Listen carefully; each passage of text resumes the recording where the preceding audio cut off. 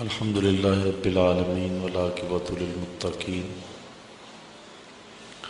والصلاة والسلام علی سید الانبیاء والمرسلین قال اللہ تعالی وتبارک فی القرآن المجید والفرقان الحمید بسم اللہ الرحمن الرحیم انا اعطیناک الکوثر فصل لربک وانحر ان شانئک هو الابتر صدق اللہ مولانا العظیم وصدق رسولہ النبی الکریم الرؤوف الرحیم اللہم نور قلوبنا بالقرآن وزین اخلاقنا بالقرآن وادخلنا الجنۃ بالقرآن ونجنا من النار بالقرآن قال اللہ تعالی وتبارک فی شان حبیبہ مخبرا وعامرا ان اللہ وملائکتہ یصلون علی النبی یا ایہا الذین آمنوا صلوا علیہ وسلموا تسلیما الصلاۃ والسلام علیک یا رسول اللہ وعلی آلک واصحابک یا محبوب رب العالمین الصلاۃ والسلام علیک یا نبی الرحمہ وعلی آلک واصحابک یا رسول الملاحم۔ تمام حمد و ثنا، تعریف و توصیف اللہ جل مجدہ الکریم کی ذات بابرکات کے لیے، جو خالق کائنات بھی ہے اور مالک شش جہات بھی۔ اللہ جل وعلا کی حمد و ثنا کے بعد حضور نبی اکرم شفیع امم رسول محتشم نبی مکرم اللہ کے پیارے امت کے سہارے رب کے محبوب دانائے غیوب مالک رقاب امم فخر عرب و عجم والی کون و مکان سیاہ لا مکان سید انس و جاں سرور لالا رخاں نیر تاباں سر نشین مہوشاں ماہ خوباں شہنشاہ حسینہ تتمہ دوراں سر خیل زہرہ جمالاں جلوہ صبح ازل نور ذات لم یزل باعث تکوین عالم فخر آدم و بنی آدم نیر بطحا رازدار ما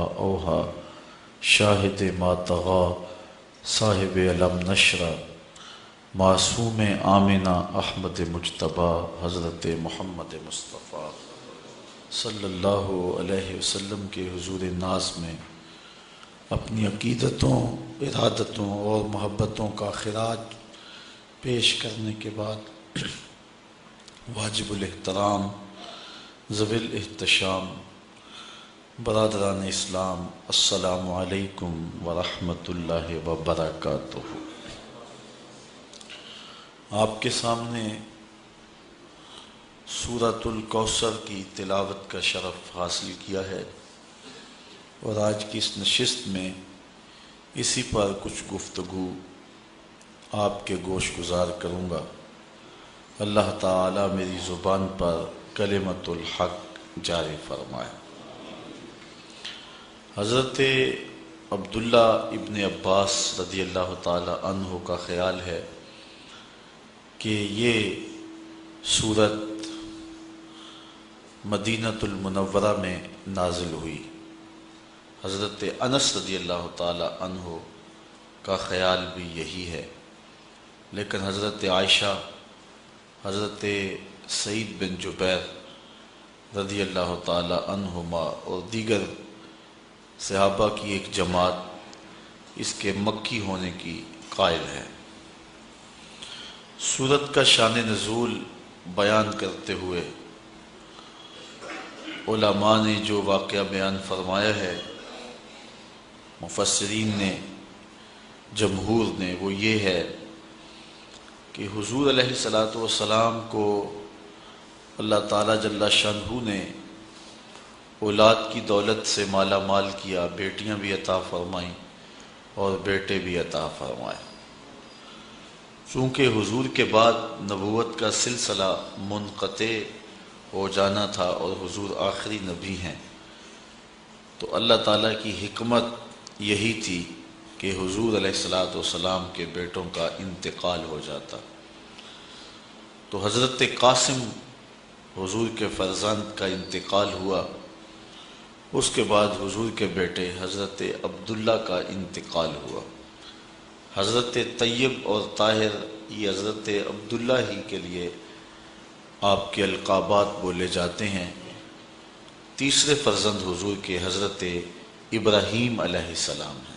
تو جب حضرت عبداللہ کا انتقال ہوا تو کفار بہت خوش ہوئے، اور ان کو یہ خبر حضور کے رشتے میں سکے چچا ابو لہب نے، جو کہ اسلام کا دشمن اور حضور علیہ الصلاۃ والسلام کا دشمن اور معاند تھا، اس نے لوگوں کو دوڑ کر کے یہ خبر پہنچائی اور کہا کہ باترا محمد اللیلہ، کہ محمد صلی اللہ علیہ وسلم اس رات ابتر ہو گئے ہیں۔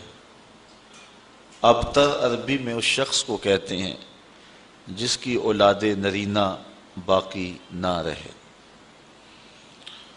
تو کافر اس خبر پہ بہت زیادہ خوش ہوئے، اور انہوں نے کہا کہ اب اگر یہ شخص اپنے سلسلے کو پھیلا بھی لیتا ہے تو یہ اس کی زندگی تک ہی ہوگا، بعد میں اس دین کا کوئی نام لینے والا نہیں رہے گا، اس لیے کہ جب اس کی اپنی اولاد نرینہ نہیں رہی تو پھر جانشینی اور اس پیغام کے ابلاغ کے لیے آگے کون بڑھے گا اور اس پیغام کو کون آگے پھیلائے گا۔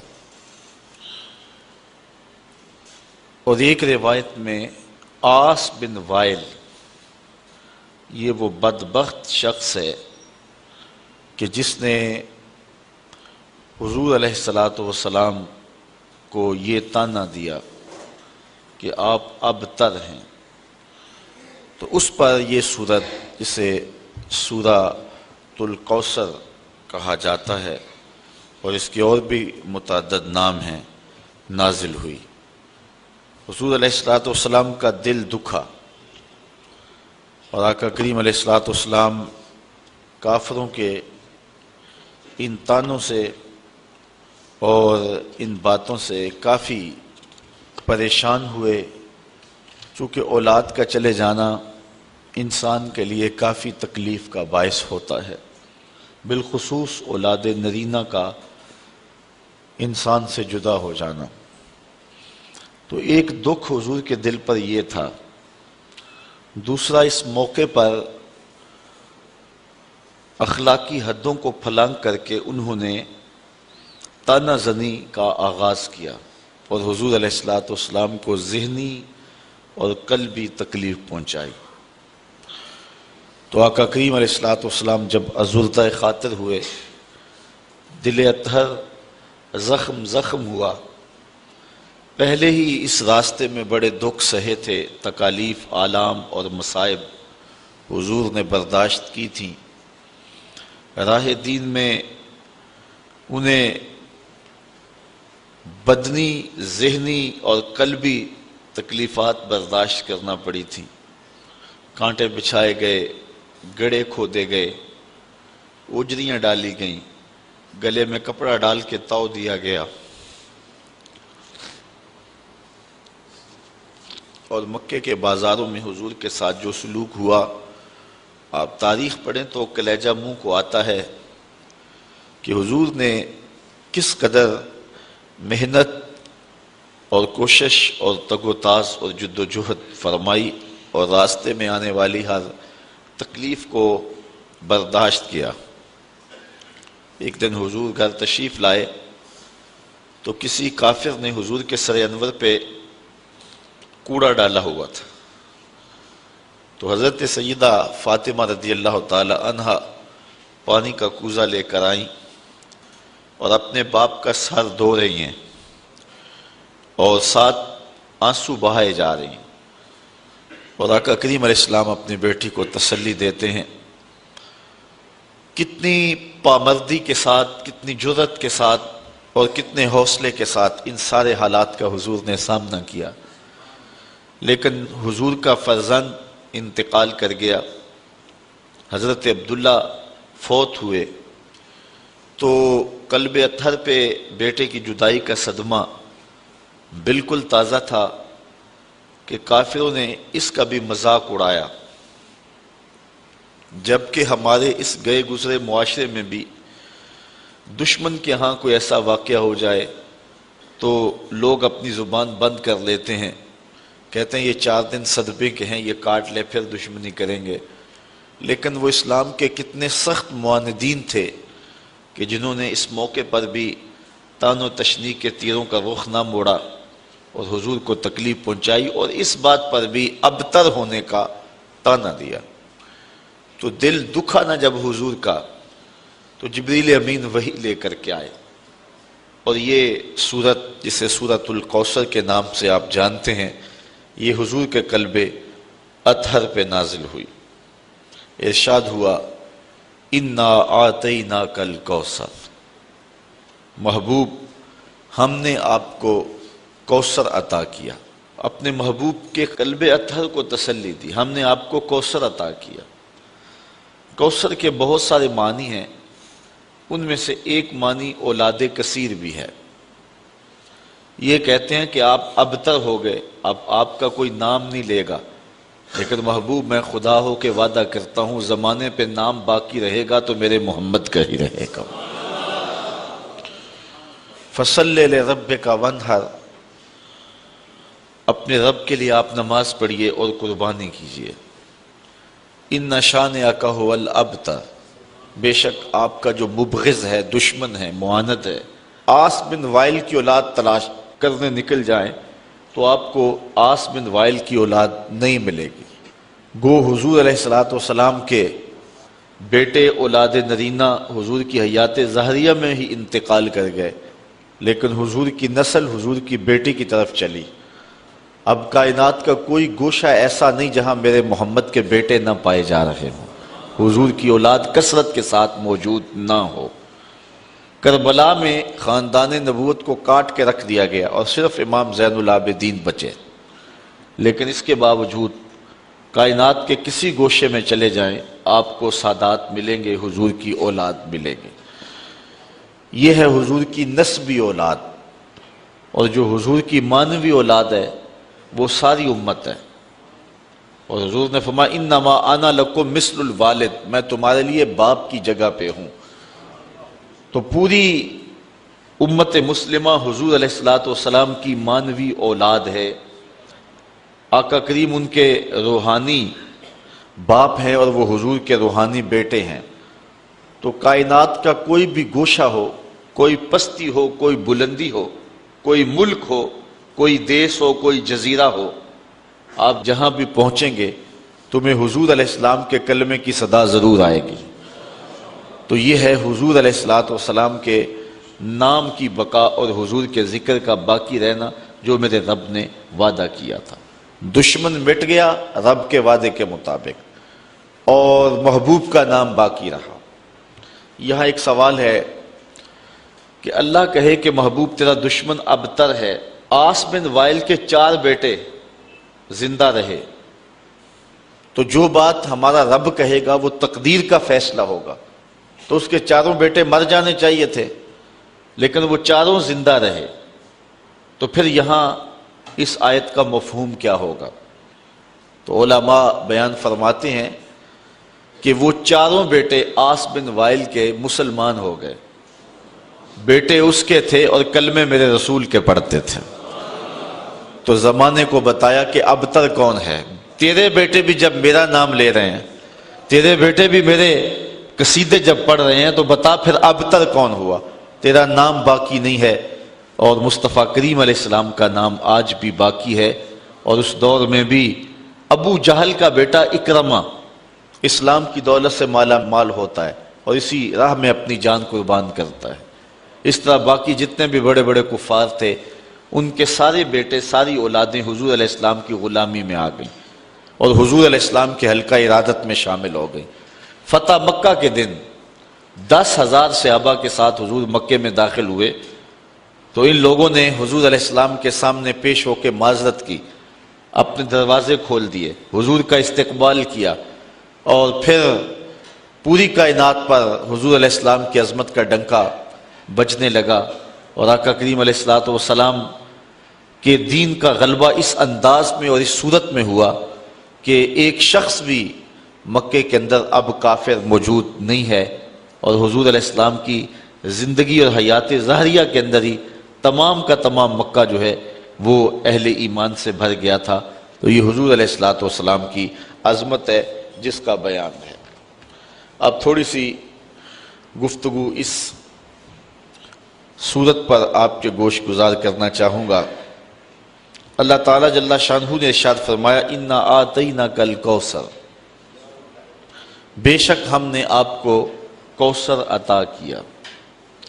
یہاں اتینا کے لفظ نہیں ہے، آتینا کے، یعنی اتینا اگر ہوتا تو اس کا معنی ہوتا ہم نے آپ کو کوثر دیا، اور جو چیز دی جائے وہ واپس بھی لے لی جاتی ہے، لازمی نہیں ہے کہ وہ واپس نہ لی جائے، واپس لینا چاہے دینے والا تو وہ لے بھی سکتا ہے، یہ ہے کسی چیز کا دینا۔ اور یہ اتینا نہیں آتینا ہے، تو اس کا معنی جو ہے عطا کرنا، یعنی یہاں یہ معنی نہیں ہے کہ ہم نے کوثر دیا، بلکہ کوثر دیا اس معنی میں ہے کہ ہم نے آپ کو کوثر دے دیا۔ تو جو چیز دی جائے وہ قابل واپسی بھی ہوتی ہے، اور جو دے دی جائے تو اس فرق کو آپ سمجھتے ہیں کہ پھر وہ واپس نہیں لی جاتی۔ تو اللہ تعالیٰ جل شانہ نے اپنے محبوب کو فرمایا کہ اے محبوب ہم نے تمہیں کوثر دے دیا، ہم نے تمہیں خیر کثیر عطا کر دیا، دے دیا۔ تو اللہ تعالیٰ جل شانہ کی یہ عطا خاص ہے جو محبوب علیہ السلام کو عطا کی گئی۔ دوسرا لفظ ہے کوثر۔ کوثر ہر کثرت کو کہتے ہیں، الخیر الکثیر فی الدنیا والدین، دنیا اور دین کی ہر کثرت کو کوثر کہتے ہیں، وخیرات الآخرہ، اور آخرت کی ہر بھلائی کو کوثر کہتے ہیں، یعنی کوثر کے دامن میں وسعت بہت ساری ہے۔ ہم نے آپ کو کوثر دیا یعنی بہت ساری کثرتیں عطا فرمائیں۔ اس پر علماء نے بہت کچھ لکھا ہے اور اس کے کئی معنی اور کئی اس کے مطالب بیان فرمائے ہیں کہ کوثر سے مراد کیا ہے۔ مفسرین کی ایک جماعت یہ کہتی ہے کہ کوثر سے مراد ایک نہر ہے جو جنت میں بہتی ہے، وہ محبوب علیہ السلام کو عطا کی گئی۔ تو یہاں محبوب کو کہا کہ محبوب یہ دنیا کیا ہے، آپ کو تو جنت کی نہر عطا کر دی گئی ہے۔ جنت میں کل 4 نہریں ہیں، مائے معین، کوثر، سلسبیل اور تسنیم۔ تو یہ جو کوثر نہر ہے یہ خاص طور پہ اللہ تعالیٰ نے اپنے محبوب کو عطا فرما دی۔ حضرت انس رضی اللہ تعالیٰ عنہ سے روایت ہے، حضور نبی رحمت صلی اللہ علیہ وآلہ وسلم نے ارشاد فرمایا کہ جنت میں ایک نہر ہے جس کا نام کوثر ہے، اس کے جو کنارے ہیں وہ سونے اور چاندی کے ہیں، اور اس کے نیچے جو زمین ہے وہ موتیوں، ہیروں اور جواہرات کی ہے، اور اس کی مٹی کستوری کی ہے۔ اور حضور نے یہ بھی ارشاد فرمایا کہ اس کا جو پانی ہے وہ دودھ سے زیادہ سفید ہے، شہد سے زیادہ میٹھا ہے، اور برف سے زیادہ شفاف اور ٹھنڈا ہے، اور اس میں بختی اونٹوں کی گردنوں کے برابر گردنیں رکھنے والے جانور ہیں جو اس نہر کے اندر جو ہیں وہ تیرتے ہیں۔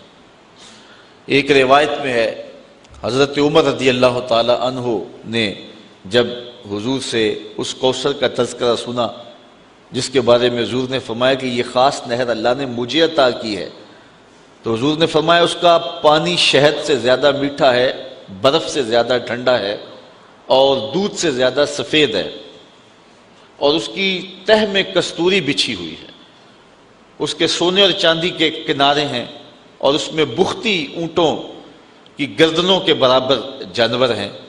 تو حضرت عمر رضی اللہ تعالیٰ عنہ نے عرض کی حضور پھر تو جب انہیں دیکھیں گے تو لطف ہی آ جائے گا۔ تو حضور علیہ السلام نے فرمایا اے عمر جب ان کو کھاؤ گے تو لطف اور زیادہ آئے گا۔ وہ خاص نہر ہے جو کوثر کی اللہ تعالیٰ نے اپنے محبوب کو عطا فرمائی ہے۔ ایک قول یہ ہے، اور دوسرا قول یہ ہے کہ اس سے مراد حوض کوثر ہے جو اللہ تعالیٰ نے اپنے محبوب علیہ السلام کو عطا فرمایا ہے، اور وہ میدان محشر میں ایک بہت بڑا حوض ہوگا جس سے حضور علیہ السلام کے غلام پانی پئیں گے، اور فرمایا کہ اس کے اوپر جو پیالے رکھے ہیں وہ ستاروں کی تعداد کے برابر ہیں۔ اور حضرت امام قرطبی نے الجامعہ لاحکام القرآن میں لکھا ہے کہ حوض کوثر کے چاروں کونوں پر چاروں صحابی تشریف فرما ہوں گے، اور جن کے سینے میں ان میں سے کسی ایک کے لیے بھی بغض ہوا اس کو کوثر کا جام نصیب نہیں ہوگا۔ جس کو کوثر کا جام نصیب ہو گیا 50,000 سال کا دن ہے، جس نے ایک جام بھی پی لیا اس کو پورا دن یعنی 50,000 سال پیاس ہی نہیں لگے گی۔ یہ حوض کوثر کے پانی کی صورت ہے جو اللہ تعالیٰ نے حضور کو عطا فرمایا ہوا ہے۔ ہم تو سحری کا کھانا کھائیں تو 10-11 بجے جب دھوپ چمکتی ہے تو جتنا ٹھنڈا اور جتنا میٹھا پانی بھی پیا ہوا ہو تو اس کے بعد گلا خشک ہونے لگتا ہے، لیکن یہ کوثر کے پانی کا خاص جو ہے وہ اثر ہوگا کہ جس نے ایک جام پی لیا 50,000 سال کا دن ہوگا اس کو دوبارہ پیاس نہیں لگے گی، اس کی یہ تاثیر ہوگی۔ تو قول ثانی یہ ہے کہ کوثر سے مراد حوض کوثر ہے۔ ایک قول کہ وہ نہر ہے اور دوسرا ہے کہ حوض کوثر ہے۔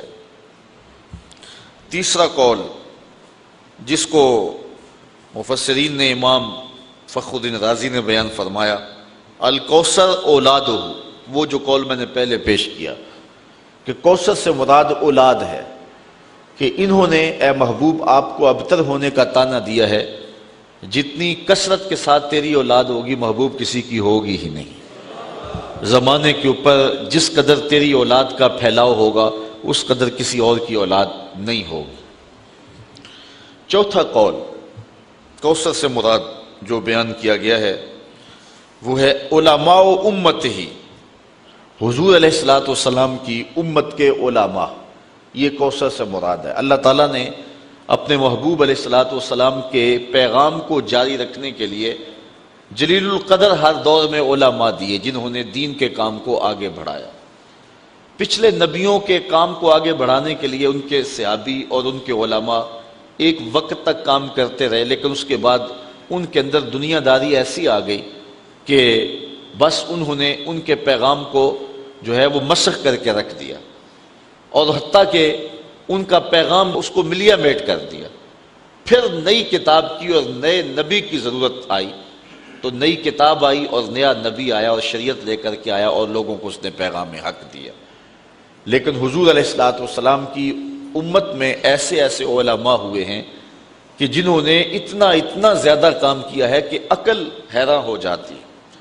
انہوں نے اس قدر محنت کی ہے اور اس قدر دین کا کام کیا ہے۔ اس طرح بزرگان دین اولیاء امت نے، آپ دیکھ لیں حضور علیہ السلام ارشاد فرماتے ہیں کہ کل قیامت کے دن بعض نبی آئیں گے تو ان کے ساتھ ایک امتی ہوگا، بعض انبیاء آئیں گے ان کے ساتھ 2-2 4-4 امتی ہوں گے، اور بعض اکیلے ہی آ جائیں گے ان کے ساتھ امتی کوئی نہیں ہوگا، یعنی ان کو زندگی بھر ان کی بات کو لوگوں نے قبول ہی نہیں کیا۔ حضرت نوح علیہ السلام نے 950 سال تبلیغ کی ہے، لیکن جو امتیوں کی تعداد ہے وہ سینکڑوں میں نہیں ہے، درجنوں میں ہے۔ 950 سال کی تبلیغ کا نتیجہ، لیکن حضور علیہ السلام فرماتے ہیں میں قیامت کے دن کثرت امت کی وجہ سے نبیوں میں فخر کروں گا کہ جتنی امت اللہ تعالیٰ نے مجھے عطا کی ہے کسی نبی کی، کسی پیغمبر اور کسی رسول کی اتنی امت نہیں ہے۔ یار ایک معین الدین چشتی اجمیری نے 90 لاکھ کافروں کو کلمہ توحید پڑھایا۔ تو یہ حضور علیہ السلام کی امت کی وسعت دیکھیے، اس وقت 1 ارب 40 کروڑ انسان دنیا کے اوپر آباد ہیں جو حضور کا نام لیتے ہیں اور حضور کا کلمہ پڑھتے ہیں۔ 1 ارب 40 کروڑ انسان، ہر چوتھا شخص اس وقت پوری دنیا کے اوپر مسلمان ہے، جبکہ یہ امت کے زوال کا دور ہے۔ اس وقت ہم ہر لحاظ سے جو ہے وہ دبے ہوئے ہیں اور غیروں کے دستے نگر ہیں، لیکن اس کے باوجود ہر چوتھا شخص دنیا کے اوپر جو ہے وہ مسلمان ہے، حضور کا غلام ہے۔ تو جب غلبہ آئے گا اور وہ دور آئے گا کہ حضور علیہ الصلوۃ والسلام کے دین کو اتنی طاقت اور غلبہ ملے گا کہ پوری کائنات کے اندر ایک بھی کافر نہیں ہوگا، پوری کائنات کے اندر جو ہے وہ حضرت امام مہدی جب آئیں گے، حضرت عیسیٰ آئیں گے، پھر اسلام کا اتنا غلبہ ہوگا کہ پوری کائنات کے اندر جو ہے وہ کوئی ایک بھی کافر نہیں ہوگا۔ جدھر نظر اٹھائیں گے حضور کے سچے غلام ہی نظر آئیں گے آپ کو، وہ وقت بھی اللہ تعالیٰ نصیب فرمائے گا۔ تو 14 صدیوں سے یہ سلسلہ آ رہا ہے اور قیامت تک جاری رہے گا۔ تو حضور فرمایا میں کل قیامت کے دن کثرت امت کی وجہ سے نبیوں پر فخر فرماؤں گا۔ تو اس امت کے علماء نے غزالی اور رازی جیسے لوگ، امام احمد بن حنبل جیسے، امام اعظم ابو حنیفہ جیسے، امام شافعی، امام مالک، امام بخاری، امام مسلم، امام ترمذی جیسے لوگوں نے آ کر کے اس دین کے کام کو آگے بڑھایا۔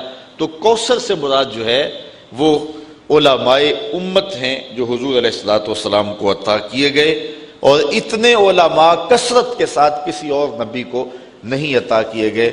اس لیے علماء حضور کے دین کے کام کو آگے بڑھاتے ہیں۔ کافروں نے کہا تھا بیٹا فوت ہو گیا تو اب یہ کام رک جائے گا، اللہ تعالیٰ فرمایا محبوب ہم نے تمہیں کوثر دیا، یعنی ہم نے تیری امت کے لیے علماء کا انتخاب کیا، اور وہ علماء ایک ایک شخص اٹھے گا اور دین کے جھنڈے کو اٹھائے گا اور پوری دنیا کے اوپر دین کو غالب کر دے گا۔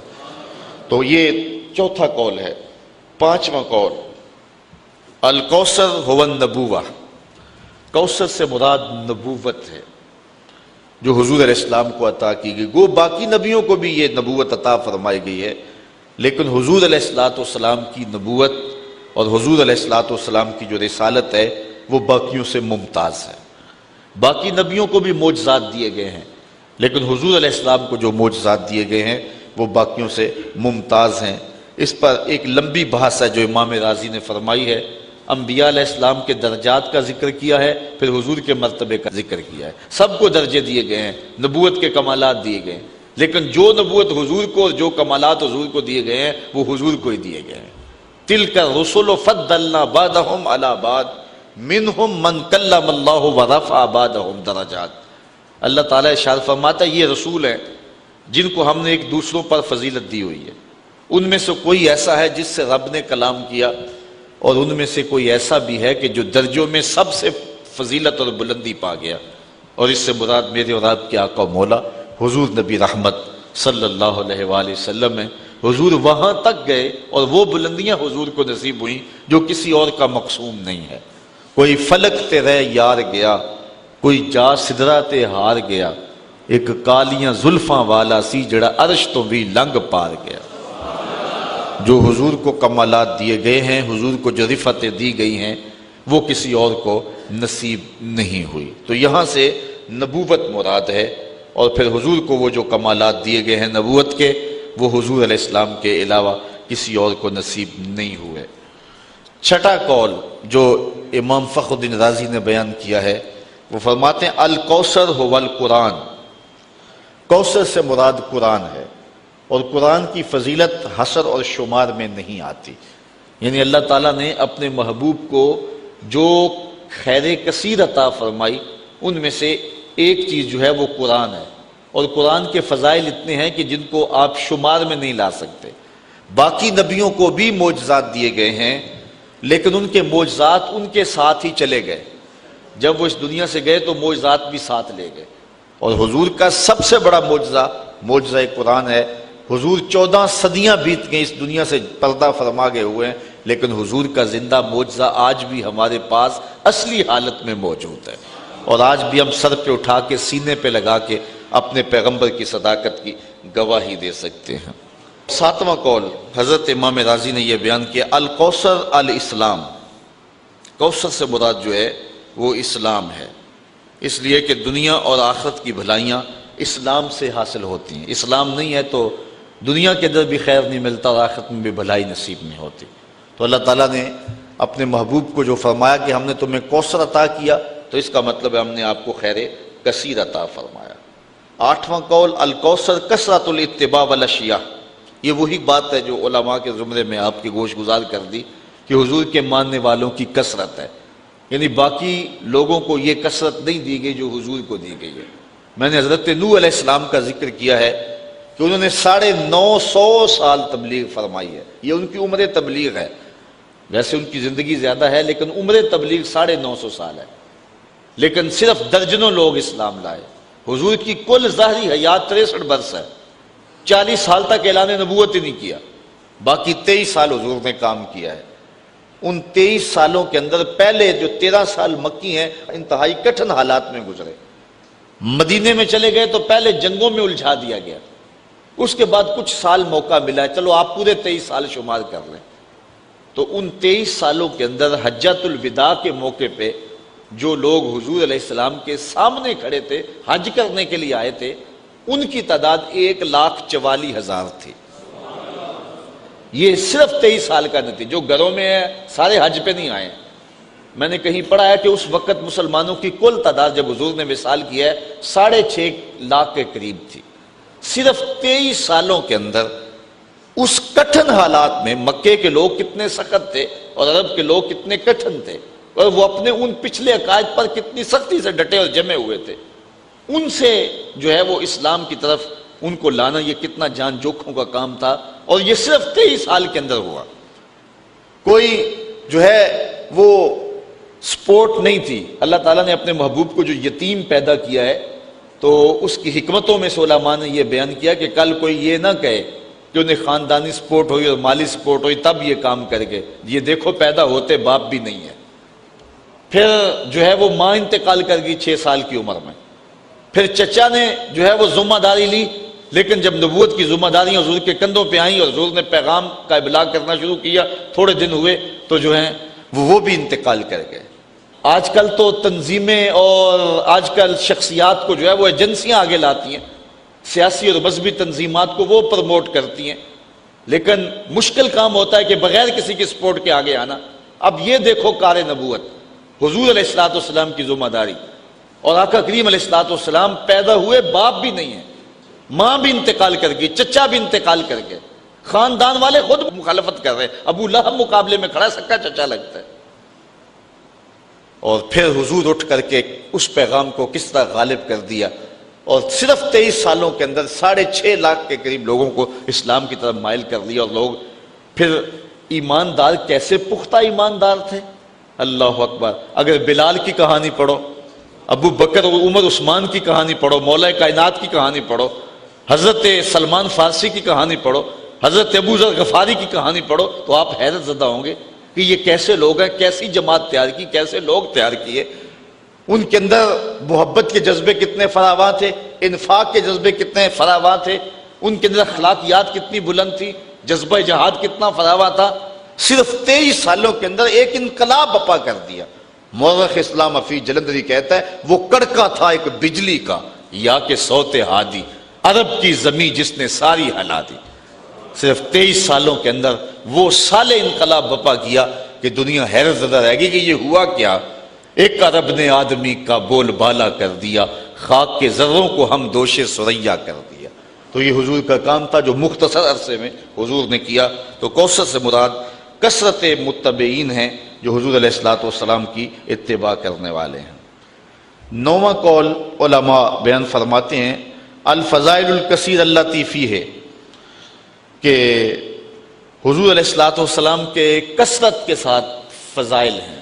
ان میں سے ایک یہ کہ حضور کی امت جو ہے وہ تمام نبیوں کی امتوں سے افضل ہے، اور حضور تمام نبیوں سے افضل ہیں، اور حضور علیہ السلام کو اللہ تعالیٰ نے جو سب سے افضل کتاب ہے قرآن مجید وہ عطا فرمائی، یعنی حضور علیہ السلام کو ہر شے فضیلت والی عطا کی۔ کتاب دی تو وہ کتابوں سے افضل، امت دی تو وہ امتوں سے افضل۔ کوثر سے مراد ایک قول امام راضی یہ بیان کرتے ہیں الکوثر رفعت الذکر، کوثر سے مراد ذکر کی رفعت ہے، یعنی کائنات پہ جتنا ذکر میرے رسول کا ہوا کسی اور کا ہوا ہی نہیں ہے۔ اس وقت بھی آپ دیکھ لیں جاوا کے ساحل سے لے کر رباط کے کوچہ و بازار تک، شرق سے لے کر غرب تک، شمال سے لے کے جنوب تک، کائنات کا کوئی گوشہ ایسا نہیں ہے جس گوشے میں ہر وقت حضور علیہ الصلوۃ والسلام کا نام اذانوں میں گونج نہ رہا ہو۔ پوری کائنات کے اندر ایک لمحہ بھی ایسا نہیں ہوتا جب حضور علیہ الصلوۃ والسلام کے نام کی دہائی نہ دی جا رہی ہو اور اذان نہ پکاری جا رہی ہو۔ پھر جو درود شریف پڑھنے والے لوگ ہیں، حضور کا ذکر کرنے والے لوگ ہیں، یہ یہاں ہزاروں کی تعداد میں ہم لوگ بیٹھ کر کے حضور کا ذکر کر رہے ہیں، تو صرف سیالکوٹ میں ہی اس کے علاوہ اس وقت کتنے لوگ ہوں گے کہ جو حضور علیہ السلام کے ذکر میں مجالس سجائے بیٹھے ہوئے ہوں گے، دروس قرآن میں حضور کا تذکرہ کر رہے ہوں گے۔ پھر پورے ضلع میں پھیل جائیں، پورے صوبے میں، پورے ملک میں، پھر پوری اسلامی دنیا میں چلے جائیں، تو جتنی رفت ذکر اللہ نے اپنے محبوب کو عطا فرمائی ہے۔ اور پھر جب ربیع الاول کا موسم آتا ہے، اور پھر بالخصوص جب وہ سہانی گھڑیاں آتی ہیں، جس لمحوں کے جرمٹ میں حضور پیدا ہوئے ہیں، تو اس وقت ذرا دیکھیں کائنات میں کوئی گوشہ ایسا نہیں ہوتا ہے۔ بلکہ میں نے آپ کو اس بار ربیع الاول کے موقع پہ بتایا تھا کہ سمندروں کی سطحوں کے اوپر چھوٹی کشتی اور جہاز کرائے پہ لے کر نا جو ہے وہ ساحل سمندر کے اوپر لوگوں نے سمندر کی سطح پر بھی حضور کے نام کا جھنڈا لہرایا ہے کہ یہ سمندر بھی جو ہے وہ حضور کے ذکر سے خالی نہ رہ جائیں۔ تو پہاڑوں کی تہوں میں اور غاروں میں اور اونچی چوٹیوں پر، عالم کفر میں، عالم اسلام میں، کائنات کا کوئی گوشہ ایسا نہیں ہوتا کہ جہاں حضور کا ذکر نہ ہو۔ مولانا ظفر علی خان نے کیا خوب بات کہی، کیا ہی شان احمدی کا چمن میں ظہور ہے، ہر گل میں ہر شجر میں محمد کا نور ہے۔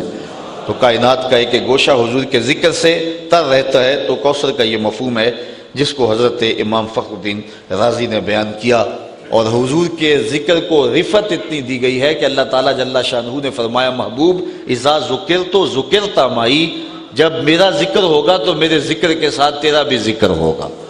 کبھی ایسا نہیں ہوا کہ ذکر خدا مصطفیٰ کے ذکر سے جدا ہو۔ وہ ذکر ذکر ہی نہیں ہے خدا کا جو مصطفیٰ کے ذکر کے ساتھ نہ ہو۔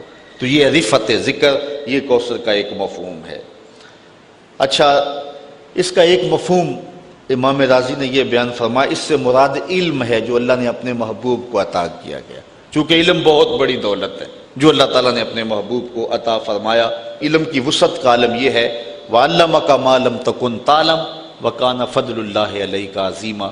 اے محبوب، آپ جو بھی نہیں جانتے تھے تمہارے رب نے آپ کو سب کچھ عطا کر دیا ہے، اور یہ آپ پر اللہ کا بہت بڑا فضل ہے۔ جس فضل کو اللہ بھی بڑا کہہ رہا ہے وہ کتنا بڑا ہوگا۔ تو حضور علیہ السلام کو کائنات کی ہر چیز کا علم عطا فرما دیا گیا، اور کوئی چیز حضور کی نگاہوں سے مخفی نہیں رکھی گئی، بلکہ حضور علیہ السلام کو اتنا کچھ علم عطا کرنے کے بعد پھر مالک نے کہا، قُلْ رَبِّ زِدْنِي عِلْمًا، محبوب تو پھر میرے حضور دعا مانگا کر، مالک میرے علم میں اور برکت عطا فرما دے اور اضافہ کر دے۔ اور حضور کے علم کی وسعت کا عالم یہ ہے کہ حضور کے زمانے اور حضور کے دور کی ہر شے کا علم تو حضور کو تھا ہی تھا۔ جو گزرے ہوئے ادوار تھے وہ بھی حضور کے سامنے تھے، آنے والے بھی حضور کے سامنے ہیں۔ اور بلکہ آقا کریم نے فرمایا، قرب قیامت میں جب دجال آئے گا اور میرے غلام اس دجال کے مقابلے میں نکلیں گے اور اس کے مقابلے میں جو ہے وہ ٹکراؤ کریں گے، انی لعارف اسماءہم واسماء آبائہم والوان خیولہم، میں اپنے ان غلاموں کے ناموں کو جانتا ہوں، ان کے باپوں کے ناموں کو جانتا ہوں، جن گھوڑوں پہ چڑھ کے جہاد کریں گے ان گھوڑوں کے رنگوں کو بھی جانتا ہوں۔ یہ علم اللہ تعالیٰ نے اپنے محبوب کو عطا فرمایا۔ کوثر سے مراد خلق حسن ہے، یعنی حضور کو اللہ تعالیٰ جل شانہ نے یہ جو خلق حسین عطا فرمایا، خود فرمایا وَإِنَّكَ لَعَلَىٰ خُلُقٍ عَظِيمٍ، جو اللہ نے اپنے محبوب کو خلق عطا فرمایا۔ کوثر سے مراد ایک معنی یہ بھی علماء نے بیان فرمایا۔ کوثر سے مراد مقام محمود ہے، حضور کو جو اللہ تعالیٰ عطا فرمائے گا محبوب کریم کو، اور وہ شفاعت کا مقام بلند ہے۔ حضور کو مقام محمود پہ فائز المرام کیا جائے گا، اور آقا کریم جو ہے پھر جس کی چاہیں گے شفاعت کریں گے۔ وہ مخصوص لفظ ہیں جو حضور علیہ السلام کو دیے جائیں گے، اس وقت حضور ان لفظوں سے اللہ کی حمد بولیں گے۔ پھر اس کے بعد حضور شفاعت کے لیے جو ہیں وہ دامن کرم پھیلائیں گے، اور حضور کو اللہ تعالیٰ نے یہ اختیار دیا ہے، کہا میرے اللہ نے مجھے اختیار دیا ہے، چاہے جو ہے وہ آدھی امت بغیر حساب کے بخشوا لوں اور چاہے حق شفاعت لے لوں۔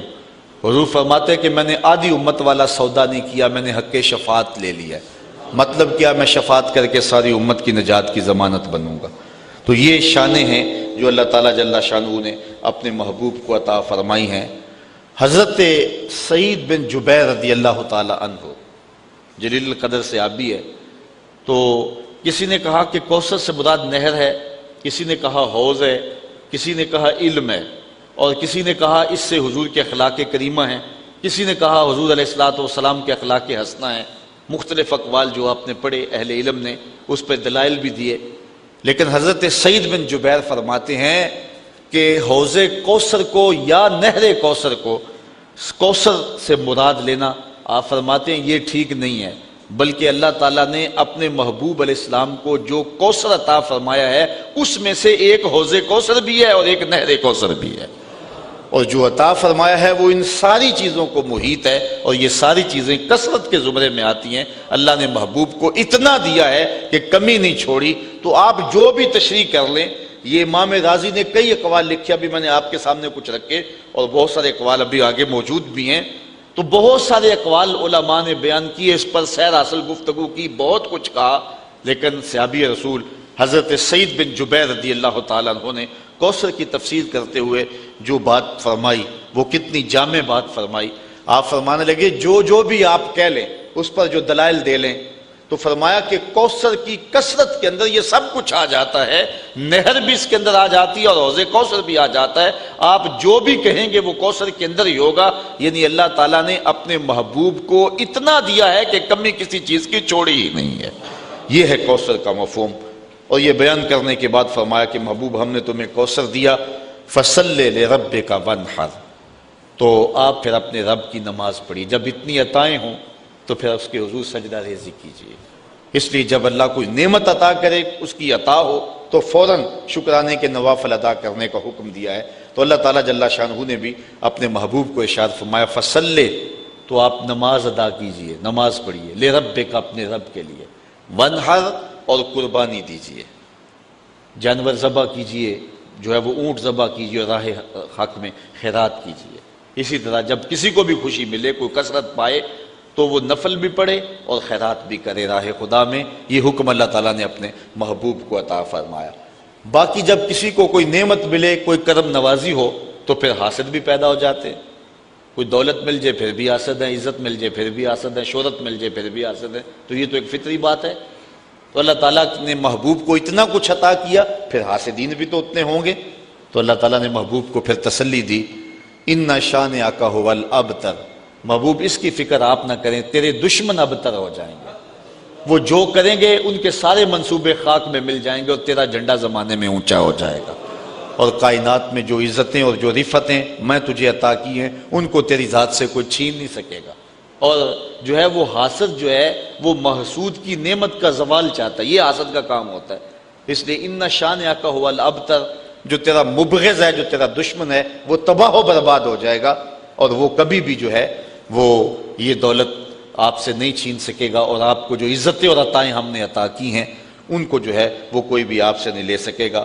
تو واقعی ایسا ہوا کہ محبوب علیہ الصلوۃ والسلام کے جو دشمن تھے وہ ابتر ہو گئے، ذلیل و رسوا ہو گئے، زمانے کے اوپر ان کا نام و نشان بھی نہ رہا۔ لیکن محبوب علیہ السلام تو خیر محبوب رہے نا، حضور کا نام و نشان کیا کوئی مٹا سکتا ہے، اور حضور کا ذکر کون کوئی کم کر سکتا ہے؟ میرے محمد عربی کے بلال کا ذکر کوئی کم نہیں کر سکتا ہے۔ یہاں علامہ اقبال علیہ رحمہ کا لہجہ دیکھیے، کتنی خوبصورت بات کر گئے۔ اقبال، یہ کس کے عشق کا فیض عام ہے، رومی فنا ہوا حبشی کو دوام ہے۔ اس وقت کا جو ہے وہ عظیم المرتبت شخص، اس دور کا سلطنت روم کا شہنشاہ، اس دور کی سپر پاور آپ کہہ لیں، اس دور کا اوباما کہہ لیں آپ، لیکن اس دور کے اوباما کا آج دنیا نام بھی نہیں جانتی کہ وہ رومی شہنشاہ کا نام کیا تھا۔ لیکن معاشرے میں جس کو سب سے کم تر اس زمانے میں سمجھتے تھے وہ غلام کو سمجھتے تھے، اور بلال حبشی رضی اللہ تعالیٰ عنہ جو کہ غلاموں کی صف کا آدمی ہے، حضور سے جڑا ہے، اوج ثریا کی بلندیوں تک پہنچ گیا۔ آج 14 صدیاں بیت گئی، بلال کا نام آج بھی ممبروں پہ لیا جا رہا ہے، اور اس وقت کا جو سپر مین کہلاتا تھا آج اس کا نام بھی زمانے کو یاد نہیں ہے۔ تو اقبال کہتا ہے پھر بتاؤ نا، پھر نام باقی کس کا رہا؟ جب میرے مصطفیٰ کے غلام کا نام کوئی نہیں بتا سکتا ہے تو میرے محمد عربی کے نام اور ذکر کو کون نیچا کر سکتا ہے؟ تو اس لیے اللہ تعالیٰ نے فرمایا محبوب پریشان نہیں ہونا ہے، جمع خاطر رکھنا ہے، تسلی رکھنی ہے، یہ دشمنوں نے آپ کو جو تانا دیا اس سے آپ کا دل ضرور دکھا اور آپ کو تکلیف ضرور پہنچی، اور جو ہے وہ انسان کی طبع کی جو ہے وہ نزاکت ہی ایسی ہے کہ اس کو تکلیف اس سے ہوتی ہے، لیکن تیرا رب محبوب تجھ کو تسلیاں دے رہا ہے کہ ہم نے تجھے کوثر عطا کیا، یہ جو مرضی کرتے پھریں، جو مرضی بھونکتے پھریں، ان کے کہنے سے کچھ نہیں ہوگا، نہ تیری عظمتیں کم ہوں گی اور نہ تیری عظمتوں کو گھٹایا جا سکے گا۔ بس آپ اپنے رب کے حضور نماز ادا کیجئے اور قربانی کیجئے۔ اور رہی بات آپ کے دشمن اور معاندین کی، ان شانئک ھو الابتر، وہ ہمیشہ ابتر ہی رہیں گے۔ اس زمانے میں بھی جن لوگوں نے حضور علیہ الصلوۃ والسلام کو گالیاں دی، برا بھلا کہا، آج ان کا نام جو ہے وہ معاشرے سے، دنیا سے، تاریخ سے جو ہے وہ مٹ گیا، اگر موجود ہے تو ایک بدنواں دھبے کی صورت کے اندر موجود ہے۔ اس طرح وہ بد نصیب جو اس دور میں حضور نبی رحمت صلی اللہ علیہ وسلم کی توہین کرتے ہیں، یہ بھی دنیا کے اوپر رسوائی اور ذلت کی زندگی اب بھی گزار رہے ہیں۔ سلمان رشدی نے کہا تھا کہ میری زندگی بھی کوئی زندگی ہے کہ جو ہے وہ روشن دان پر چڑیا بھی پر مارے تو میں جو ہے وہ خوف زدہ ہو جاتا ہوں کہ کوئی شخص جو ہے وہ میری جان لینے کے لیے آ گیا ہے، نہ میں آزادی سے گھوم سکتا ہوں اور نہ جو ہے وہ میں اپنے گھر کے اندر اپنے آپ کو محفوظ سمجھتا ہوں۔ تو جس شخص نے جو حضور علیہ الصلوۃ والسلام کی توہین کی، اس کی زندگی تنگ کر دی گئی اور دنیا کے اوپر بھی رسوا کر دیا گیا، ابھی آخرت کی رسوائی باقی ہے۔ تو اس لیے حضور کے معاندین، حضور کے دشمن مٹا دیے جائیں گے، ان کا تشخص ختم کر دیا جائے گا۔ اور جہاں تک حضور کا نام ہے، اعلیٰ حضرت کا یہ شعر کتنا آفاقی ہے۔ آپ فرماتے ہیں کہ رہے گا ان کا چرچا یوں ہی رہے گا،